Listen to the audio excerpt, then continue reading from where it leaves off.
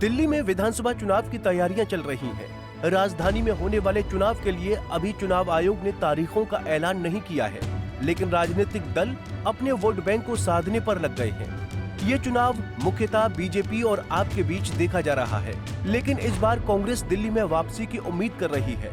पिछले 2 चुनाव में हाशिए पर खड़ी कांग्रेस पार्टी का लक्ष्य फ्रीबीज जैसे स्कीम से वापसी करने का है। आइए समझते हैं दिल्ली चुनाव के लिए कांग्रेस की रणनीति। दरअसल कांग्रेस पार्टी के लिए दिल्ली का चुनाव साख का मुद्दा बना हुआ है। आप से पहले दिल्ली में कांग्रेस 15 साल तक लगातार सत्ता में रही। ये वो दौर है जब दिल्ली में शीला दीक्षित के मॉडल की चर्चा पूरे देश में हो रही थी। ये दौर है दिल्ली में लिए गए उन निर्णयों का, जिसने दिल्ली वासियों को जाम से राहत दिलाने के लिए दिल्ली में फ्लाईओवर बनाए जा रहे थे। दिल्ली में मेट्रो विस्तार हो रहा था। दिल्ली के साथ लगते एनसीआर में निवेश लाकर दिल्ली का बोझ कम किया जा रहा था। इसी दौरान कांग्रेस पार्टी पर भ्रष्टाचार के आरोप भी लगते रहे और दिल्ली में कांग्रेस के खिलाफ एक नया दल आप खड़ा हो गया, जिसने मूलभूत सुविधाओं पर चुनाव लड़ा और जनता का विश्वास जीता। ये चुनाव इतना निर्णायक था कि शीला दीक्षित अरविंद केजरीवाल से चुनाव हार गई। इसके बाद कांग्रेस हाशिए पर आ गई। सत्ताधारी कांग्रेस अगले ही चुनाव में दिल्ली में एक भी सीट नहीं जीत पाई, लेकिन कांग्रेस फिर एक बार सत्ता में वापसी की उम्मीद कर रही है। इस बार कांग्रेस पार्टी अपनी आजमाई हुई नीति पर दांव आजमाना चाहती है।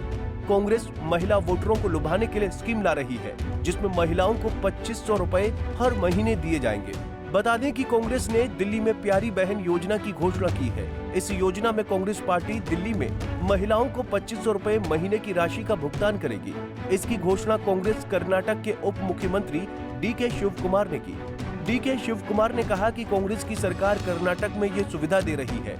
दिल्ली में सरकार बनने के बाद पहली कैबिनेट में ये निर्णय लिया जाएगा।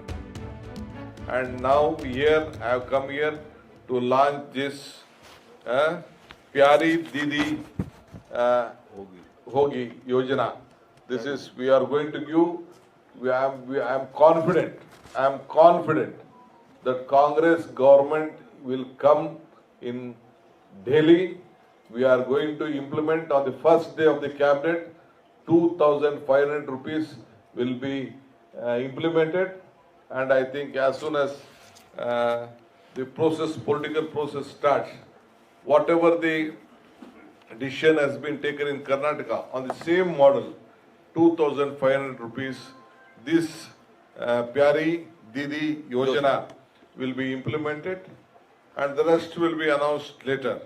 Today I am here to launch Pyari Didi Yojana, 2,500 rupees to every woman as per the Karnataka model. वहीं बात करें दिल्ली में महिला वोटर की, तो उनकी अच्छी खासी तादाद है। दिल्ली में महिला वोटरों की संख्या 71 लाख के करीब है।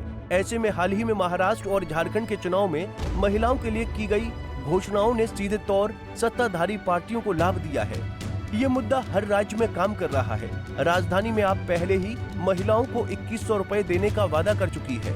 इस कड़ी में बीजेपी ने अपना संकल्प पत्र जारी नहीं किया है, लेकिन बीजेपी महाराष्ट्र और मध्य प्रदेश में इस तरह की सुविधाएं महिलाओं को देती रही है। साथ ही झारखंड चुनाव में भी ये मुद्दा बीजेपी के संकल्प पत्र का हिस्सा था, लेकिन बीजेपी को झारखंड में इसका लाभ नहीं मिल सका। भारत की राजनीति में मुफ्त की रेवड़ियां चुनाव जीतने का आसान मुद्दा बनती जा रही हैं। ऐसे में हर चुनाव में राजनीतिक दल इस मुद्दे पर अपनी राजनीति चमकाने में लगे रहते हैं। इन मुद्दों पर कई राज्यों में राजनीतिक दल सरकार बनाने में भी कामयाब रहे हैं, लेकिन इस तरह की योजनाओं से राज्य सरकारों पर अतिरिक्त बोझ पड़ रहा है, जिससे राज्य का इंफ्रास्ट्रक्चर विकास प्रभावित हो रहा है। कई राज्य पर कर्ज उसकी जीडीपी का 80% तक पहुँच चुका है। ये वो आंकड़ा है जो किसी राज्य की अर्थव्यवस्था को ध्वस्त कर सकता है। इसके बावजूद भी राजनीतिक दल चुनाव जीतने के लिए इस तरह के वादे लगातार कर रहे हैं। बहरहाल भारत में लोकतांत्रिक व्यवस्था है। जनता के मुद्दों पर सरकार को चुना जाता है, लेकिन वर्तमान का लोकतंत्र राजनीतिक महत्वाकांक्षा तक सीमित होता जा रहा है, जिस कारण देश का अर्थतंत्र प्रभावित हो रहा है। आज के चुनावी मुद्दों से साफ पानी और साफ हवा नदारद है। फिलहाल के लिए इस खबर में इतना ही। देश और दुनिया की बड़ी खबरों के लिए देखते रहिए पंजाब केसरी टीवी। हमसे जुड़े रहने के लिए हमारे YouTube चैनल को सब्सक्राइब करें और नई वीडियो की नोटिफिकेशन के लिए बेल आइकॉन को दबाएं।